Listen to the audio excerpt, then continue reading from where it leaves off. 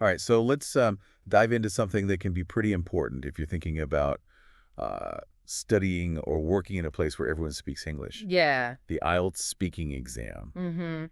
And today we're zeroing in on a topic that comes up all the time. Yeah. Sports. It's interesting how something that seems so simple Right. can actually really throw people off. You Yes. might think, oh, I know about sports. Yeah. Yeah. The IELTS isn't really about, being like a super sports fan or something. It's more about how well you can talk in English. Exactly. And that's what this deep dive is all about. It's for anyone who's getting ready for the IELTS, especially that speaking part. Right. We've got a bunch of resources here, a sample questions, answers, tips from people who've aced the test, and we're going to pull out the best stuff to help you nail this thing. Yeah, think of it like we're giving you a cheat sheet. Okay. Not for like the answers themselves, but like how to put your answers together. What Yeah. kind of words sound impressive. And those little things that can make a big difference in your score. Okay, so first things first, can you give us a quick rundown of the IELTS speaking exam, Sure. specifically part 1, where these sports questions usually pop up? Okay, so the IELTS speaking exam is split into 3 parts. Okay.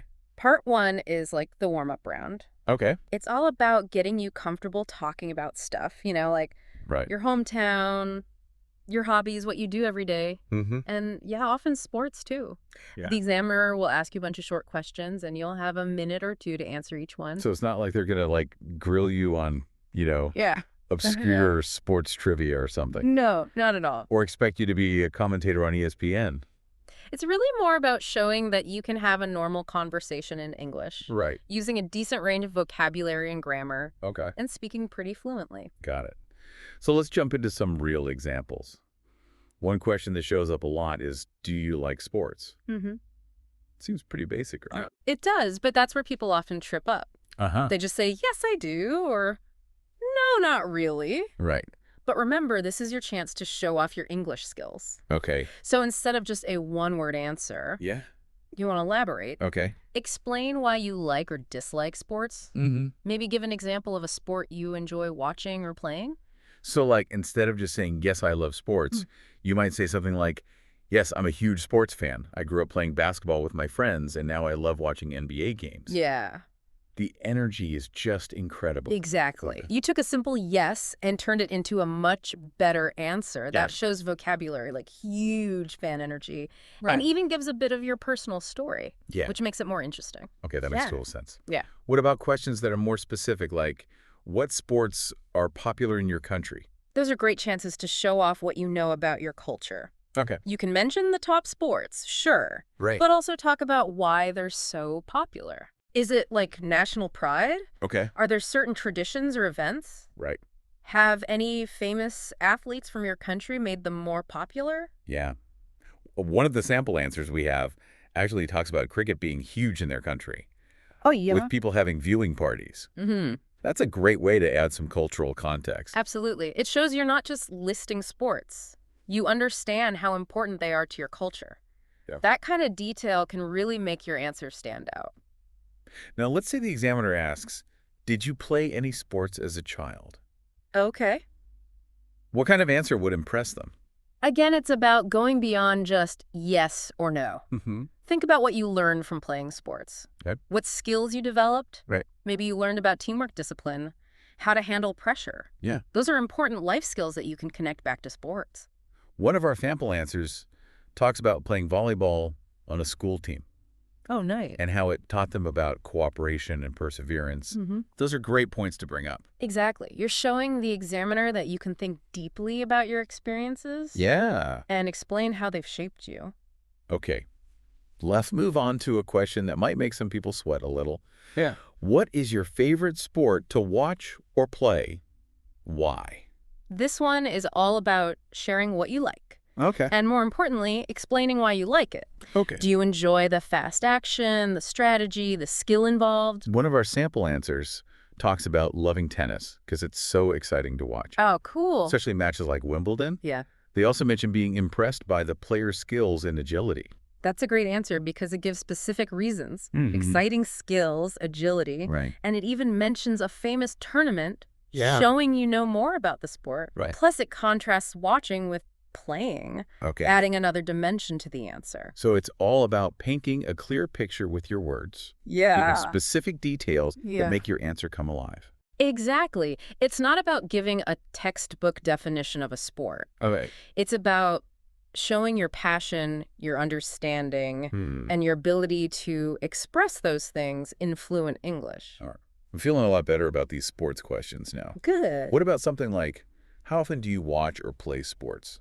This one's all about showing you can talk about how often you do things. Okay. Instead of just saying sometimes or often, Yeah. use specific time frames like twice a week, every weekend, once a month. Good. To give a clear idea of your habits. Makes sense. Mhm. And what about questions that ask for your opinion? Like, do you think it's important for children to play sports? Those are your golden opportunities to That show one. you can give an opinion and back it up with reasons. Yeah.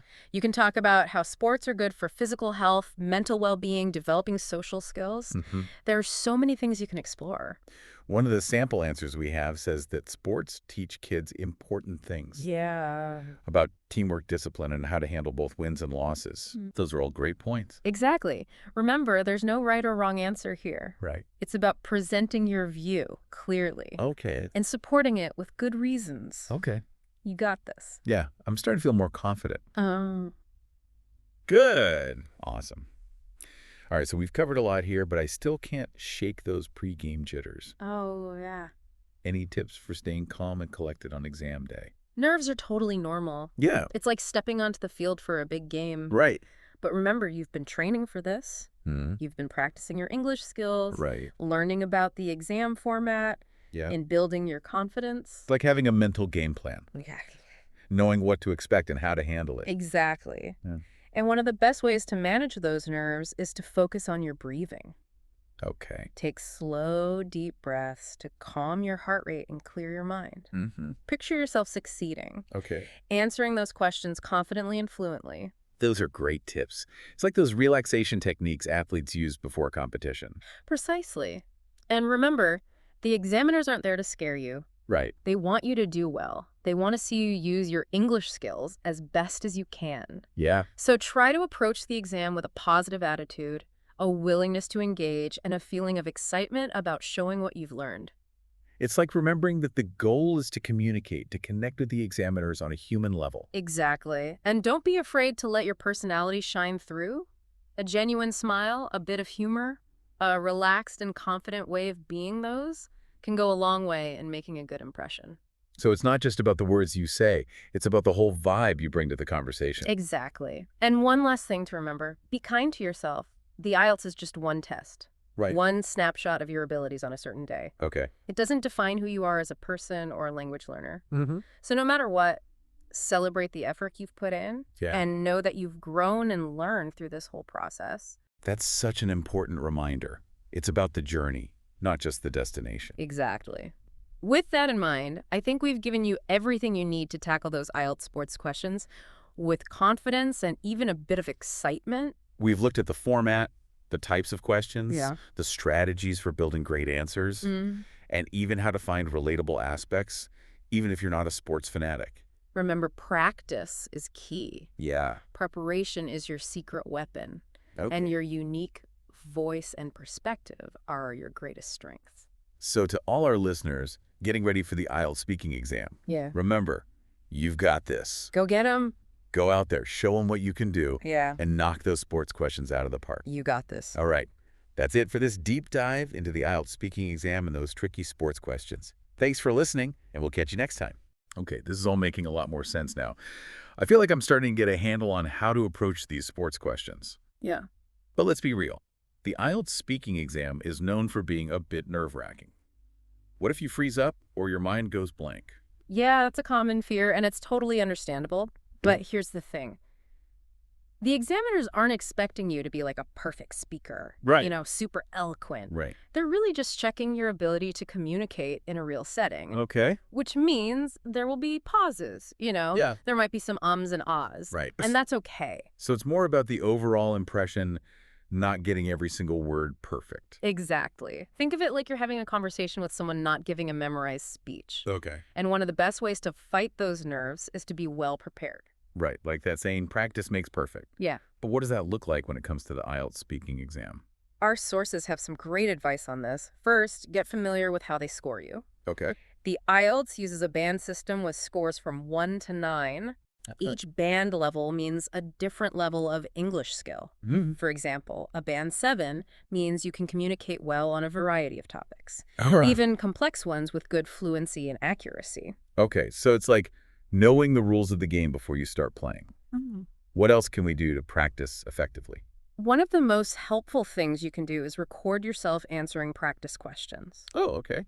This lets you hear how you sound, Yeah. see what you're doing well, Right. and find any weak spots. Mhm. Maybe you'll realize you pause a lot or repeat certain phrases. Yeah. That's valuable feedback you can use to get better. That's a great tip.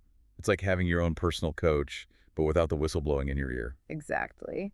And another thing you can do is watch videos of other people taking the IELTS speaking exam. Okay. Pay attention to how they structure their answers, the words they use, their body language. Mm-hmm. It's all about watching and learning from others. So it's like studying game film, but for English speaking. Are there any special tricks we can use to get a higher score, like a 7 or 8? Absolutely. One thing the examiners look for is a wide range of vocabulary. Okay. This doesn't mean using big fancy words just to impress them. Yeah. It's about choosing words that are precise and strong. Okay. For example, instead of saying good, you could say excellent or outstanding. Mm. Instead of bad, you could say disappointing or unfortunate. So it's about being specific and descriptive with our language. Yeah. What about grammar? How important is it to be grammatically perfect? Grammar is definitely important, but the examiners know that even advanced speakers make mistakes sometimes. Right. They're more interested in how fluent and clear you are overall. Okay. Can you express your ideas clearly and logically, even if you make a few small grammar errors? That's reassuring to know. It takes some of the pressure off. Exactly. It's about focusing on communication, not perfection. Now, another thing that can really boost your score is using a variety of grammatical structures. Instead of just using simple sentences, try using complex sentences, conditional clauses, relative clauses. Okay. These show a higher level of grammar skill. I remember learning about those in English class. The if clauses and the who and that clauses. I guess it's time to brush up on those grammar skills. It is. And don't be afraid to try out different tenses. Yeah. You can talk about past experiences, present habits, future goals. Mm-hmm. This shows you have a good grasp of the English tense system. Okay, I'm starting to see how all these things fit together. Vocabulary, grammar fluency. Mm-hmm. They all work together to create that overall impression of your English ability. That's right. Now, there's one more thing I want to mention that often worries test takers choosing the right sports to talk about. What if you're not a big sports fan? Yeah, I was wondering about that too. What if you're more into books than basketball? Remember, the examiners aren't testing how much you know about specific sports. Right. They're checking your ability to communicate. Okay. So even if you're not a sports fanatic, you can still find ways to connect with the topic. So how do you do that?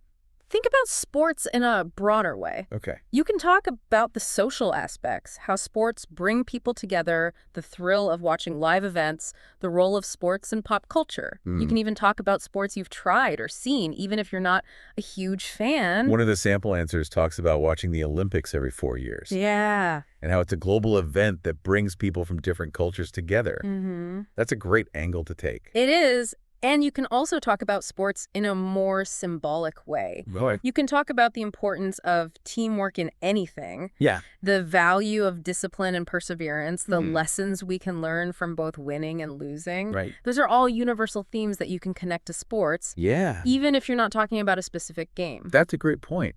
It's about finding those connections, those common threads that make the topic relatable, even if you're not a sports enthusiast.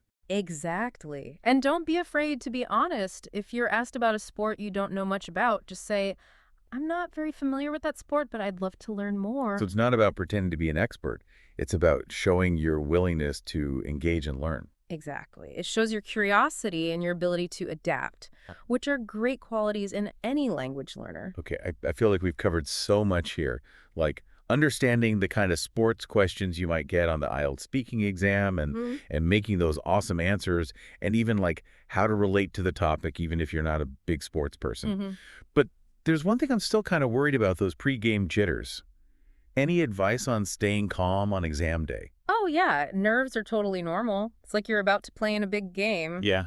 But you got to remember, you've been training for this. You've been practicing your English. Right. You know the exam format, Hmm. and you've been building your confidence. So it's like having a mental game plan. Right. Exactly. Like knowing what's coming and how to deal with it. Yeah, and one of the best ways to handle those nerves is to just focus on your breathing. Okay. Take those slow, deep breaths to calm your heart rate and clear your mind. Right. And try to picture yourself doing great. Okay. Answering those questions confidently and smoothly. Those are great tips. Thanks. It's like what athletes do before a big competition, right? Exactly. And remember, the examiners aren't trying to make you nervous. Right. They actually want you to do well. They want to see you use your English skills the best you can. Yeah. So try to come into the exam with a good attitude. Be ready to talk and be excited to show off what you've learned. It's like remembering that the point is to communicate, to connect with the examiners like they're real people. Exactly. And don't be afraid to let your personality come through. A genuine smile, a little humor, a relaxed and confident attitude, those things can really make a good impression. So it's not just what you say, it's the whole energy you bring. Exactly. And one last thought. Be kind to yourself. The IELTS is just one test. Yeah. It's just one look at your skills on a particular day. Right. It doesn't say who you are as a person or how good you are at English. Mm-hmm. So no matter what happens, be proud of the work you've done and know that you've learned and grown throughout this whole experience. That's such an important reminder. It's about the journey, not just the destination. Exactly. So with all that said, I think we've given you everything you need to handle those IELTS sports questions with confidence and maybe even some excitement. Yeah. We've looked at the format, the types of questions, the ways to build strong answers, and even how to find things to connect with, even if you're not into sports. Remember, practice is key. Yep. Preparation is your secret weapon. Okay. And your own unique voice and perspective are your biggest strengths. So to all our listeners getting ready for the IELTS speaking exam, remember, you got this. Go out there, show them what you can do, and ace those sports questions. Yeah, you got this. All right. That wraps up our deep dive into the IELTS speaking exam and those sometimes tricky sports questions. Thanks for joining us, and we'll see you next time. See ya, man.